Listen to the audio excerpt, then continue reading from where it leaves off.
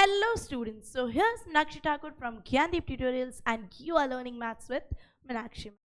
तो हमने पहले वीडियो की सीरीज में स्टार्ट कर दिया है ऑलरेडी चैप्टर नंबर 2 एक्सरसाइज 2.2 का क्वेश्चन 1 के फोर्थ सम पे हम इस वीडियो में जा रहे हैं।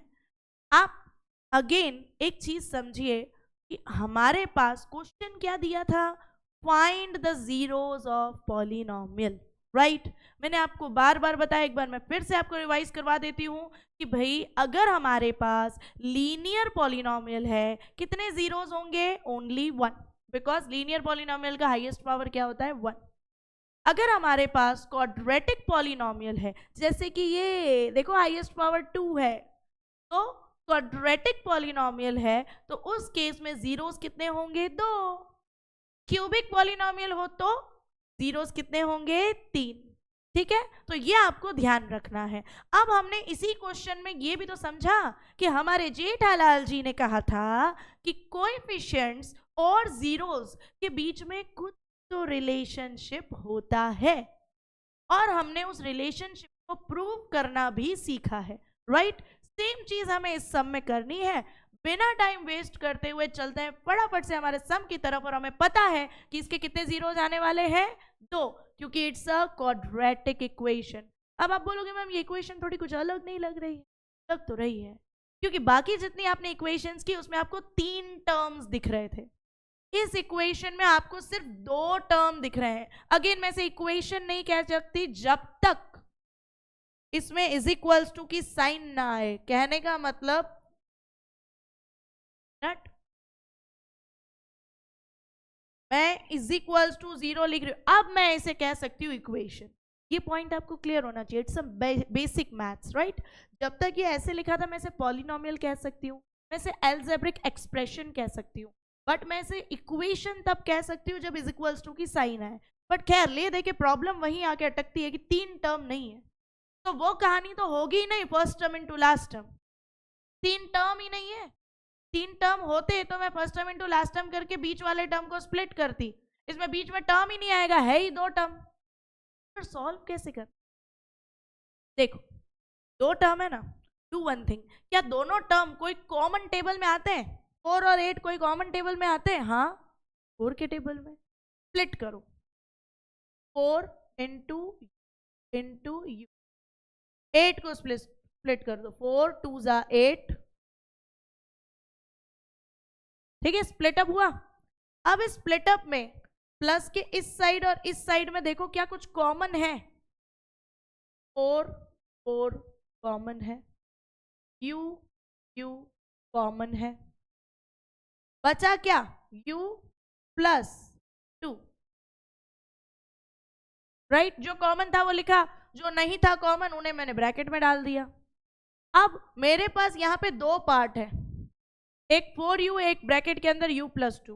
मैं 4u के सामने भी 0 रख दूंगी और u प्लस 2 के सामने भी 0 रख दूंगी। 4 और u के बीच में कोई साइन नहीं, मतलब मल्टीप्लाई। 4 यहाँ मल्टीप्लाई में वहां जाएगा, क्या होगा? डिवाइड। अब 0 डिवाइड बाय कुछ भी करो बाबा 0 ही आता है, तो u की एक वैल्यू तो क्या आ गई 0, प्लस 2 वहां जाएगा -2, u की दूसरी वैल्यू क्या आ गई -2। लो ये तो पहले से ज्यादा सिंपल था, है ना। पहले में तो इतना तामझाम था, ये तो एकदम सिंपल है, कॉमन निकाल के कहानी पूरी हो जा रही है। हमारा जो पहला 0 है उसे हम मान लेंगे अल्फा और दूसरे 0 को क्या मान लेंगे बीटा। चलो हमें अल्फा बीटा मिल गए। अब क्या करना है? स्टैंडर्ड फॉर्म से कंपेयर। चलो पहले मैं स्टैंडर्ड फॉर्म लिखूं, ax² plus bx plus c equals to 0।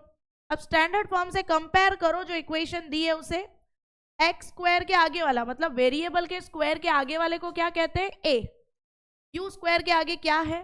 4। मेरी a की वैल्यू क्या हुई? x के आगे वाले को कहते हैं b, मतलब नॉर्मल वेरिएबल हो जिसका पावर 1 हो उसके आगे वाले को b कहते हैं, यानी u के आगे में क्या है 8, b की वैल्यू क्या हुई 8।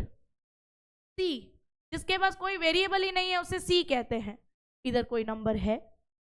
ले 2 ही तो नंबर थे, वो तो लिख दिए a और b में, u स्क्वायर के आगे वाला और u के आगे वाला। बिना u वाला तो नंबर ही नहीं है, तो सी की वैल्यू क्या होगी? 0। ठीक है, ये ध्यान रखना। चलो अब ये लिखने के बाद मैं आ जाती हूँ उन दो प्रूफ्स पे जो हमारे जेठालाल जी ने दिए थे। That was alpha plus beta should be equals to minus b upon a and alpha into beta should be equals to c upon a। ठीक है, चलो वैल्यूज डाले फटाफट से।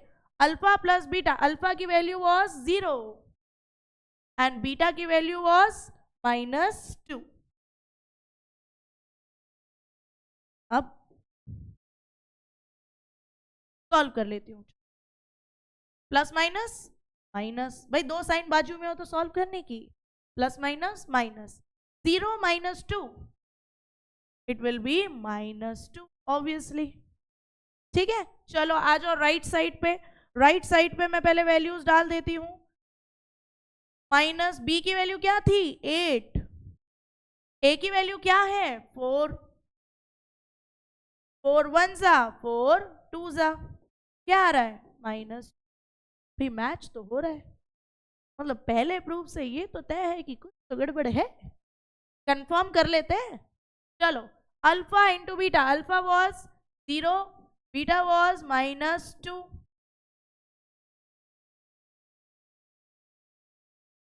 सी और ए की वैल्यू बाद में डालती हूँ, पहले ये सॉल्व करती हूँ। 0 इंटू -2 0। कोई भी नंबर किसी नंबर से मल्टीप्लाई कर, मतलब 0 को अगर किसी भी नंबर से मल्टीप्लाई कर रहे हो या 0 को किसी भी नंबर से डिवाइड कर रहे हो, आंसर 0 ही आना है बाबा। तो देखो ये तो 0 आ गया। चलो अब इसकी वैल्यू, सी की वैल्यू, सी की वैल्यू क्या है? 0 ही है। और ए की वैल्यू क्या है? 4। 0 डिवाइड बाय 4, अभी तो मैंने बोला 0 को किसी नंबर से डिवाइड करो, क्या आएगा? 0 ही आएगा। देखो ये भी मैच किया, तो मुझे लिखना पड़ेगा कि LHS is equals to RHS verified. भाई मेरा दोनों साइड वेरीफाई हो रहा है, मतलब पक्का है कि जीरोस एंड कोएफिशिएंट्स के बीच रिलेशनशिप है। होप यू गॉट द सम। ठीक है, अगर आपको भी डाउट्स आते हैं या आपको लगता है कि आपको कुछ ऐसी वीडियोस चाहिए दूसरे चैप्टर्स की जो आप मुझसे समझना चाहते हैं एकदम इजी मैनर में, तो प्लीज कमेंट कीजिए, मैं जरूर वो वीडियोस बना के पोस्ट करूँ। Thank you.